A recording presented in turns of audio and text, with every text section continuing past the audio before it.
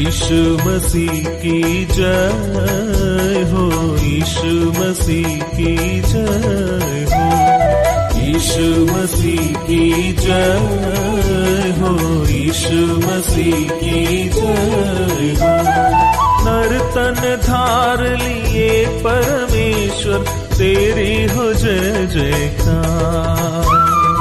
नर तन धार लिए परमेश्वर तेरी हो जय। आज प्रभु के दिन आराधनात्मक मनन के इस सत्र में आपका स्वागत करता हूँ। आज के हमारे मनन के लिए इफिसियों को लिखी गई पत्री 3 अध्याय के 18वें वचन को हम पढ़ें। सब पवित्र लोगों के साथ भली भांति समझने की शक्ति पाओ कि उसकी चौड़ाई और लंबाई और ऊंचाई और गहराई कितनी है। जब हम पुराने नियम के पुस्तकों को पढ़ते हैं और नए नियम के पुस्तकों के साथ तुलनात्मक अध्ययन करते हैं तो हम यह देख पाते हैं कि प्रभु यीशु मसीह का छाया पुराने नियम में विभिन्न प्रकार से प्रस्तुत किया गया है जो नए नियम में पूरा होता है। सीनाई पर्वत पर परमेश्वर ने जो निवास स्थान अर्थात मिलाप वाले तंबू और उसके सारे प्रकरणों को बनाने का नमूना मूसा को बताया था, वह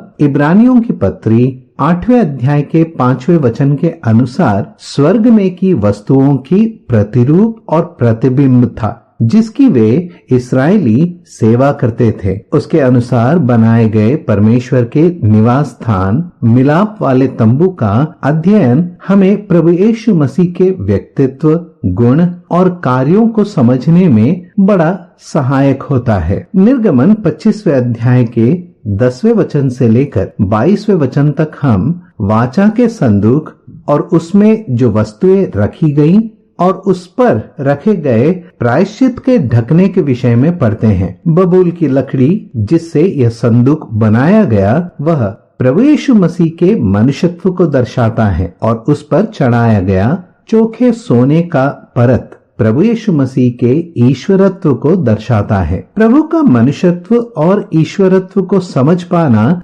मनुष्य के ज्ञान के परे है। इस संदूक में 10 आज्ञाएं अर्थात जो साक्षी पत्र परमेश्वर ने मूसा को दिया था वह रखा गया था। परमेश्वर के द्वारा दी गई सारी व्यवस्था, चाहे इस्राएलियों के लिए मूसा की व्यवस्था और अन्य जातियों के लिए उनके हृदय पर लिखी हुई विवेक की व्यवस्था, सारी व्यवस्था केवल प्रभु यीशु मसीह में ही पूरी होती है। मत्ती रचित सुसमाचार 5वें अध्याय के 17वें वचन में प्रभु यीशु मसीह अपने देह धारण के अनेक उद्देश्यों में से एक के विषय में इस प्रकार कहते हैं कि मैं व्यवस्था या भविष्यद्वक्ताओं की पुस्तकों को लोप करने नहीं परंतु पूरा करने आया हूँ। उस संदूक में मन्ना से भरा हुआ सोने का मर्तबान भी रखा गया था जो हमें यह सिखाता है कि प्रभु यीशु मसीह हमारे लिए जीवन की रोटी है। उसी संदूक में हारून की छड़ी जिसमें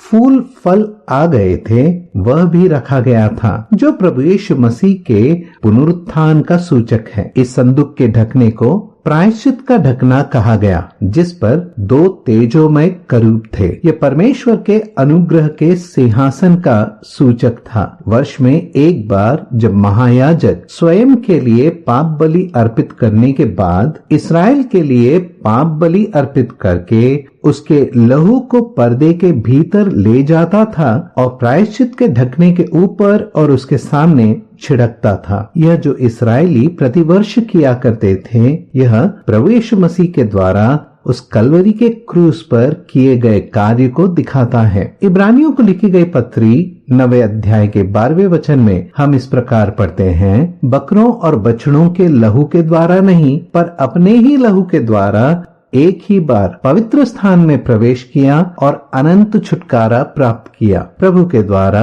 किए गए उस कार्य के कारण मंदिर का पर्दा ऊपर से नीचे की ओर फट गया। यह हमें सिखाता है कि जो प्रभु पर विश्वास करते हैं वे अब परमेश्वर के उस अनुग्रह के सिंहासन के पास कभी भी हियाव से जा सकते हैं। मेरे प्रिय भाइयों और बहनों, इस संदूक की लंबाई 2.5 हाथ की थी। उसमें रखी गई वस्तुएं उसकी गहराई का अनुमान हमें देते हैं। पवित्र शास्त्र में 2 गवाहों की जरूरत हम देखते हैं। यह संदूक और उसका ढकना परमेश्वर के अनुग्रह के सिंहासन की गवाही देते हैं। बचा हुआ आधा यह दिखाता है कि प्रभु यीशु मसीह की महिमा मनुष्य के ज्ञान के परे है। जैसे रानी शीबा ने राजा सुलेमान से कहा था, इसका आधा भी मुझे नहीं बताया गया था। उसकी चौड़ाई और ऊंचाई 1.5 हाथ की थी, अर्थात 1 हाथ त्रिएक परमेश्वर के एकत्व को दर्शाता है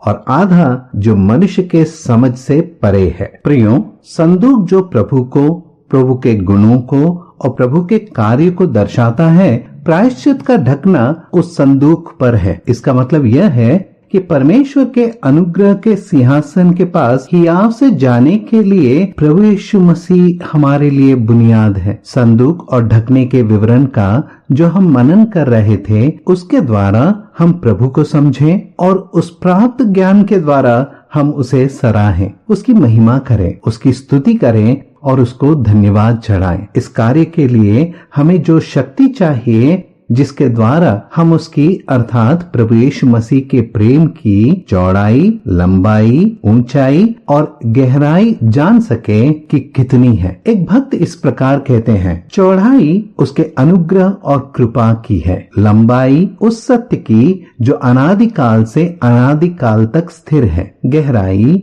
उसके उस स्थान तक के पहुंच की जिस स्थान पर पाप और विनाश के गड्ढे में हम पड़े हुए थे, ऊंचाई हम केवल उस सत्यानाश के गड्ढे से ही निकाले नहीं गए हैं, परंतु परमेश्वर ने हमें स्वर्गीय स्थानों में मसीह के साथ बिठाया है। आज प्रभु के दिन हम उस महोन्नत सर्वश्रेष्ठ प्रभु यीशु मसीह को, उसके प्रेम को और उसके प्रेम के कारण जो कार्य उसने उस कलवरी के क्रूस पर पूरा किया, उसे स्मरण करते हुए नम्र और दीन मन से, आत्मा और सच्चाई से परमेश्वर की आराधना करें। अनादिश्वर अरूपी आत्मा आराधना के योग, अनादिश्वर अरूपी आत्मा आराधना के योग, नर रूप लेकर जगत में आया नर को बचाने